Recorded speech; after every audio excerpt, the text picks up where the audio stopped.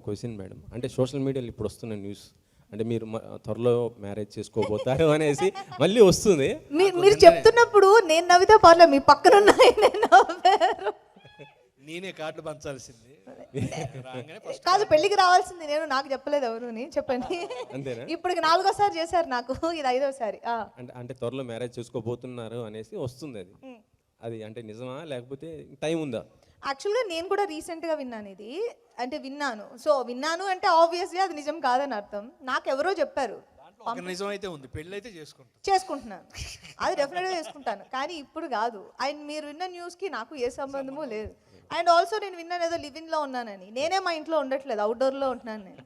So ఉంటున్న వాళ్ళు ఎవరో నాకు రెంట్ ఇచ్చేసి వెళ్ళిపోతే బాగుండు అనేది నా ఫీలింగ్. సో ఈఎంఐలు కడుతున్నాను నేను. సో పెళ్ళి అయితే ఇప్పటికి లేదు, అది ఫాల్స్ న్యూస్. ఓకే, సినిమాసేనా అన్న. అసలు అంటే ఆన్ స్క్రీన్ మీద ఆఫ్ స్క్రీన్ మీద నీ కామెడీ ఫుల్ ఉంటుంది కదా, ఇందులో నీ ఇన్వాల్వ్మెంట్ ఎంత ఉంది అసలు ఏంటి? ఏం పొద్దున్నే వెళ్ళటం హ్యాపీగా, లూడో టీం మా బ్యాచ్ ఉంది, కోడ్ పెట్టుకొని లూడో ఆడుకుంటా ఉంటాం. షార్ట్ రెడీ అనగానే వెళ్తాం, ఎందుకంటే మేస్త్రి మొత్తం రెడీ చేసి మాకు పెట్టగానే టేబుల్లో పెట్టి కూర్చొని తింటమే పని.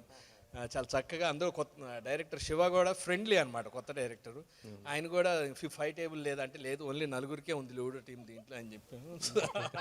చాలా సరదాగా అందరూ, అంటే ఆర్టిస్టులు, మా తోటి ఆర్టిస్టులు కానీ, ఇప్పుడు సునీల్ గారు కానీ, సత్య, అందరూ చాలా హ్యాపీగా నవ్వుతూ సరదాగా చేసాం.